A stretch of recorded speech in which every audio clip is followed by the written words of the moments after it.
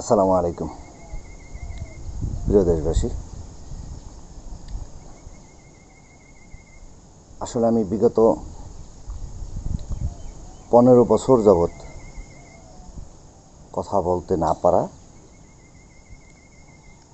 আইনের কারণে, যেহেতু আমাদের দেশে কথা বলার বাক স্বাধীনতা রুদ্ধ করা হয়েছিল, সেই কারণে কথা বলতে পারি না। কথা না বলতে পারার কারণে এখনও চাইছিলাম না কথা বলতে। আজকে দেশ স্বাধীন হয়েছে, দ্বিতীয়বার দেশ স্বাধীন হয়েছে আজকে 4 দিন। আজকে 9ই আগস্ট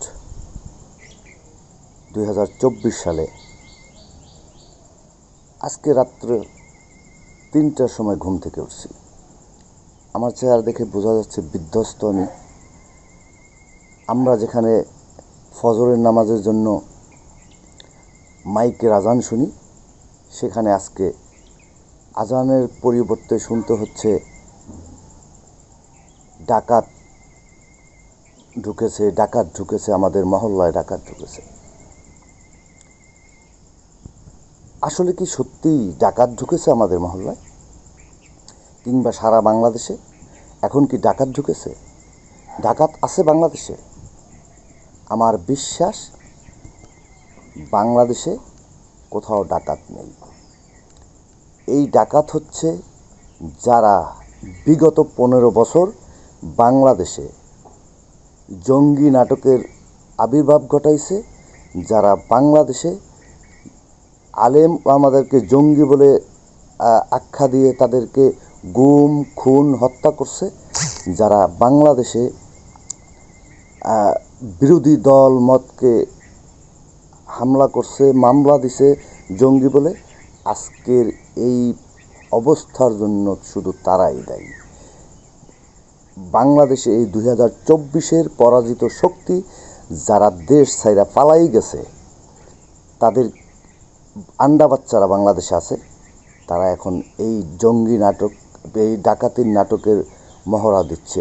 কারণ তাদের অগাধ সম্পদ, তারা এদেশে অনেক টাকা ইনকাম করছে, তারা এদেশে টাকার পাহাড় জমাইছে।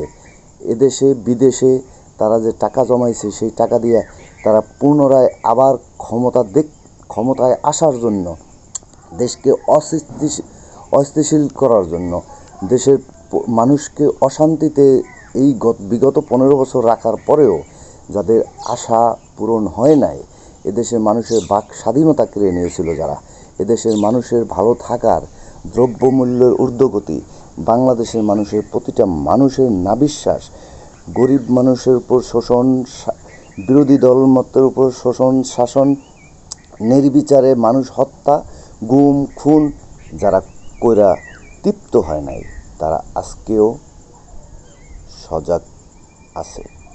এদেশের মানুষ আজকে আমি আসলে কথা বলবো, কোন বিষয় নিয়ে কথা বলবো আমার মাথায় কোনো কাজ করতেছে না। কারণ বিগত 15 বছর কথা বলতে পারিনি। এখনও চাইছিলাম, যেহেতু দেশ স্বাধীন হয়েছে, এই স্বাধীনতায় অংশগ্রহণ করছি, কিন্তু অংশগ্রহণ করার পরেও নিজেকে প্রকাশ করতে পারি না যে আমি স্বাধীনতার অংশ। কেন প্রকাশ করতে পারি না? যদি আমরা সফল না হই, তাহলে আমাদের ঘর বাড়ি থাকবে না, আমরা থাকব না, হয়তো আমাকে গুম করা হইবে, আমার পরিবারের কাউকে হত্যা করা হইবে। এই জন্য কথা বলতে পারি না। আজকে ছাত্র জনতার যে আন্দোলনের মধ্য দিয়ে এই পরাশক্তিকে এদেশ থেকে বিতাড়িত করা হয়েছে, তারা এদেশ থেকে গিয়ে আশ্রয় নিয়েছে আমাদেরই শত্রু যারা। বাংলাদেশের কখনোই কোনো দিন, আমি বিগত বহুতবার বলেছিলাম যে বাংলাদেশের বন্ধু কখনো ভারত না। যদি ভারত বন্ধু হইতো, তাহলে এই অত্যাচারী স্বৈর শাসকের পক্ষে কখনো থাকতো না। ইভেন এখনও দেখেন, যখন এই স্বৈর শাসক পালাই গেছে, তার আশ্রয়দাতাকে এটা বুঝতে হবে, কোন বাড়িতে গিয়ে উঠছে সেটা বুঝতে হবে যে সে কার ঘরে যায় উঠছে। এখান থেকে পালাই গিয়ে অন্য কোথাও জায়গা পায় না, জায়গা পাইলো কোথায়? জায়গা পাইলো যায় ভারত। এটা বুঝতে হবে যে এই ভারতের কূট কৌশলে, ভারতের এই বাংলাদেশে যে ভারতের গোয়েন্দা সংস্থা রয়ের এজেন্টরা আছে, তারা এই ডাকাত নাটকের এখন মঞ্চস্থ করছে। আপনি বাংলাদেশে মিডিয়া যতটা না সোচ্চার, পৃথিবীর কোনো মিডিয়া যত না সোচ্চার, তার চেয়ে বেশি সোচ্চার জঙ্গি নাটক নিয়ে ভারতের টেলিভিশন চ্যানেলগুলো। তারা এতটাই জঙ্গি নাটক নিয়ে চিন্তিত, মনে হচ্ছে এটা বাংলাদেশের কোনো বিষয় না, এটা যেন ভারতেরই বিষয়। যেহেতু বাংলাদেশের সাবেক স্বৈর শাসক যিনি ছিলেন, তিনি ভারতের মদতপুষ্ট, এই কারণে বাংলাদেশের প্রতি তাদের আগ্রহটা বেশি। যেহেতু তাদের পোষা বিড়ালটি এখন বাড়ি ছাড়া হয়েছে, পোষা কুকুরটি বাড়ি ছাড়া হয়েছে, একটি জন্তু জানোয়ার ছিল, তিনি এখন বাড়ি ছাড়া হয়েছে, তাই তাদের চোখ এখন সেই জন্তু জানোয়ার যেহেতু বাড়ি ছাড়া হয়েছে, তার প্রতি এখন দরদ দেখাইয়া বাংলাদেশের মানুষেরকে অস্থিতিশীল করার জন্য, বাংলাদেশের মানুষের মধ্যে আতঙ্ক সৃষ্টি করার জন্য, যাতে বুঝাইতে চায় যে ওই স্বৈর শাসক ক্ষমতালোভী এক পিশাচ, তার না থাকাতে বাংলাদেশে মানুষ এখন অশান্তিতে আছে। এইটা প্রমাণ করার জন্য এই জঙ্গি নাটকের আবির্ভাব করতেছে, এখন এই ডাকাতির নাটকের আবির্ভাব করতেছে।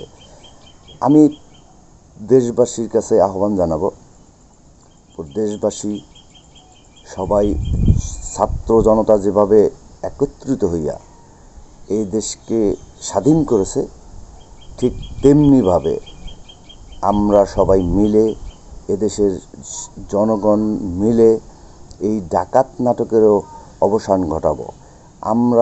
আমার বিশ্বাস, আমাদের বাংলাদেশের মানুষ এই স্বাধীনতার স্বাদ, অন্তত পূর্বের স্বাধীনতার 53 বছরে আমরা এদেশের স্বাধীনতার স্বাদ গ্রহণ করতে পারি নাই। আশা করি ইনশাল্লাহ এইবার আমরা এই স্বাধীনতার, এই তরুণদের মাধ্যমে যে স্বাধীনতা আসলো, এই স্বাধীনতার স্বাদ গ্রহণ করব।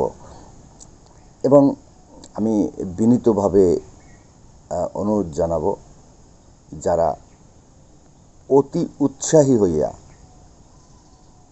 বিরোধী দলের উপরে, অর্থাৎ পরাজিত শক্তির যে সৈন্য সামন্ত কিছু আছে বাংলাদেশে, তাদের উপরে যারা হামলা করেন, আমি তাদেরকে বিনীতভাবে অনুরোধ জানাবো, তাদের উপর হামলা করার প্রয়োজন নাই, কারণ তারা এখন মৃত। যেহেতু তাদের গডফাদার মাফিয়া এদেশ থেকে পালাই গেছে, সে বাংলাদেশের বিচার ব্যবস্থার কাছে নিজেকে সমর্পণ করতে পারে না, সে রাজনৈতিক দল হিসাবে এখন মৃত, তার কোনো রাজনৈতিক দল নাই, রাজনৈতিক পরিচয় নাই। এখন তারা যারা আছে, তারা খুবই সাধারণ মানুষ আছে, যারা চোর ছেচ্ছরগুলো এগুলো পালাই গেছে বেশিরভাগই। এখন যারা আছে তারা আইন শৃঙ্খলা রক্ষাকারী বাহিনী যারা আছে, বিচার ব্যবস্থার সামনে তারা ফেস করতে হবে। যারা অন্যায় করছে তাদের বিচার হবে, যারা অন্যায় করে না তাদের বিচার হবে না, কোনো সমস্যা নাই। কিন্তু আপনারা নিজেদের হাতে আইন তুলে নিয়া এদেশের মানুষকে বিশ্বের দরবারে এই যে জঙ্গি নাটক পূর্বের জালিম সরকার উপস্থাপন করছে, যে নাটকের মঞ্চস্থ করছে, সেই নাটকের পুনরাবৃত্তি আপনারা করবেন না। এটা আমি জানি আমাদের দেশের মানুষ খুবই নরম মনের মানুষ, কিন্তু তারপরেও 15 বছরের ক্ষোভ, 15 বছরের কষ্ট, 15 বছর জুলুম, অত্যাচার, নির্যাতনের কারণে মানুষ এখন মানে এই 15 বছরের কষ্টের যে যন্ত্রণা, এটা উগরাই দিতে চায়। কিন্তু আমাদের এখন উচিত হবে না এটা করা। এটা করলে হবে আমরা বিশ্বের দরবারের কাছে আমরা একটি অস্থিতিশীল রাষ্ট্র পরিচয় করাই দিতে পারি না, কারণ তাহলে বলবে যে আগের সরকার খুব ভালো ছিল, সে সব নিয়ন্ত্রণ করছে। সে নিয়ন্ত্রণ করছে কিভাবে? সে নিয়ন্ত্রণ করছে মানুষ মেরে, এটা তো তারা বুঝবে না। তারা মনে করবে যে সে খুব ভালো ছিল। আমরা আমাদের দেশের মানুষকে বিনীতভাবে আবেদন করব যে এটা কখনোই করবেন না। এবং সাথে যারা বলে বাংলাদেশে সংখ্যালঘুর উপর নির্যাতন হয়, আসলে আমি কখনো বাংলাদেশে সংখ্যালঘু সম্প্রদায় আছে বইলা আমি বিশ্বাস করি না, আমি মানতে রাজি না। কারণ প্রতিটি বাংলাদেশে জন্ম নেওয়া মানুষ, যিনি বাংলাদেশের নাগরিক, তিনি এই বাঙালি, এই বাংলাদেশি, এখানে সংখ্যালঘু বইলা কোনো শব্দ নাই। যারা সংখ্যালঘু সম্প্রদায় বইলা দেশের ভিতরে বিভাজন সৃষ্টি করে, তারাও এদেশের শত্রু, তারা এদেশের বন্ধু কখনো হতে পারে না। প্রতিটি মানুষ এই বাংলাদেশি এবং বাংলাদেশেই তাদের বসবাস। তারা বাংলাদেশে থাকবে এবং বাংলাদেশের সম অধিকার নিয়ে থাকবে। সেটা পাহাড়ে হোক, সমতল হোক, প্রতিটি মানুষের সমান অধিকার। আমি বিনীতভাবে অনুরোধ করব, আপনারা সবাই মিলে এদেশের মানুষ, ছাত্র জনতার মাধ্যমে যেভাবে এই আন্দোলনকে সম্প্রসারিত করে এ দেশ থেকে জালিম সরকারকে বিতাড়িত করা হয়েছে, তেমনি এই জঙ্গি নাটক কিংবা এই ডাকাতি নাটকেরও অবসান ঘটবে ইনশাআল্লাহ। সবাই ভালো থাকবেন এবং সবার পক্ষে যতটুকু সম্ভব দেশের সেবা করার জন্য চিন্তা করুন। দেখেন, যদি যারা বিরোধী রাজনীতি করতেন তাদেরকে আমি একটা কথা বলি, যদি আপনারা এইবার এই স্বাধীনতাকে যদি রক্ষা করতে না পারেন, তাহলে বুঝে নিব যে আপনারা এক কুকুরের কাছ থেকে আর এক কুকুর মাংস ছিনাই নিছেন। তাহলে এদেশ এক কুকুরের থেকে আর এক কুকুর কামড়ায় সরাই নিতেছে। মানুষ হিসাবে আমরা কখনোই চিন্তা করতে পারি না যে একটা কুকুরের কাছ থেকে ছিনাই নিয়ে আমরা একটা মানুষ নিছে, এটা কিন্তু মনে করতে পারবো না।